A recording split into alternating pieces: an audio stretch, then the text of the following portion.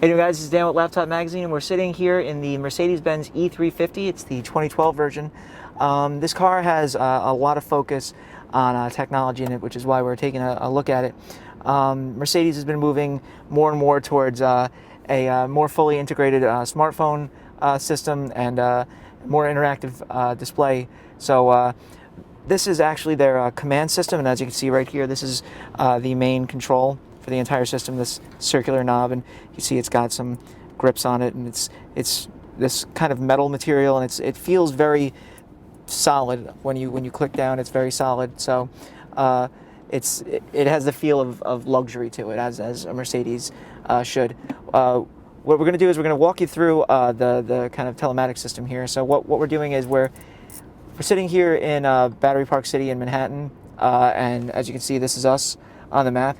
One of the coolest things about this is the zoom level. So right now we're down to 1/16 of a mile. So we're getting all sorts of roads, all sorts of paths in and around the parks. As you can see, we also have traffic alerts here and here. We also can get incidents on roadways, such as accidents, things of that nature. We just want to zoom out real quick. We'll take you outside of Manhattan. There you go.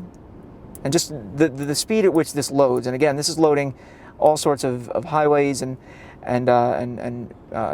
traffic updates, and we could just move all around the continental U.S. out to Hawaii, obviously. What we're going to do is we're going to take you back to the vehicle position map, and all the navigations are done through this single command center right here. So you have back, you have clear.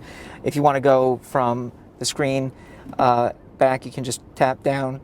You can go to position, and you can go to vehicle position map, and we'll go right back to where we were.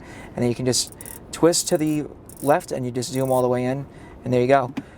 From the nav, we'll move over to audio. You have several audio options in this. This happens to have Harman Kardon speakers throughout the car, so we have them up here in the corners, we have them down on the doors, and we have a large speaker along the back of the car. And what we have is we have AM/FM radio, obviously, satellite radio via Sirius, disc through CDs, memory card, music, USB stick, audio, auxiliary. So he basically runs the gamut of audio. We move over to phone, and right now we actually have our Droid X connected via Bluetooth. Hooking it up was extremely easy. All we had to do was go to this, and it'll say ready to connect via Bluetooth. And we turned our Bluetooth on our car, on our phone, and just discovered the system and connected it 1, 2, 3. We didn't have to load our contacts list. Everything showed up immediately. So you can see we can just scroll through. These are all the contacts, and as you would imagine, this actually works with voice recognition, so we can dial by voice. From there, we're just going to move over to the video. That's right, video. You can actually pop a DVD in here into the disc changer right here, or you can run it through media. We don't have anything in right now, but as you can see, we can do USB storage, things of that nature. So that's actually very cool. Of course, you wouldn't run it unless the car was stopped. The system just allows you to change your display right now. We're looking at here. One of the more interesting things is that it has the mileage for the last 15 minutes. So we've been parked for a few minutes. As you can see, we weren't getting very good mileage, around 10, 15. That's because we were driving around Manhattan. So you're not going to get very good mileage there. I'm just going to go up here to this little globe icon, and what that does is that gives us the weather. It gives us a 5-day forecast for wherever we are, and we actually have a full weather map of the continental U.S. And just the sharpness of the display is amazing. It just looks beautiful. If we want, we can also travel around the country. If we don't, if we're going on a trip, we can zoom in. Say we're going to California.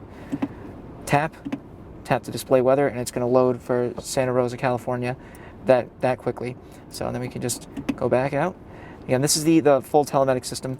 You can tap either of these buttons on here if you want to get shortcuts to the radio, disc, navigation, telephone. And what actually Mercedes has done is, if you take a look over here, they've kind of replicated what you have on the main infotainment system in your instrument cluster. So if you use these buttons over here, you can go between trip. You can change your display from miles per hour to miles driven, your fuel consumption, from reset, your average range right now. We have 163 miles left. And as we drive, this actually gives us a real-time reading of our fuel consumption numbers. We can just move over, we can get navigation, the direction of travel, and the street that we're on. So we're on Battery Place in New York. If we have directions, it'll actually give us the directions on there. So if we load something on the navigation system, we'll be able to, instead of looking back and forth, we can just look directly down. We also can control our audio here. We don't have anything loaded. And we can also go make calls through our phone. So I can go through my entire phone book right here, and I can select OK and start calling immediately. We also have the controls over here for music volume, and we have the controls for mute and phone.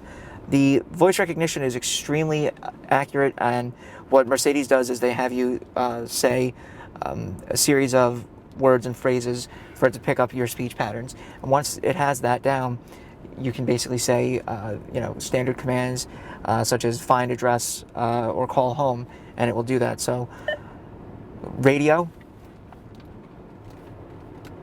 It'll take us to the radio, and you can go 97.1. I'll take us to 97.1. It does it very accurately, very quickly.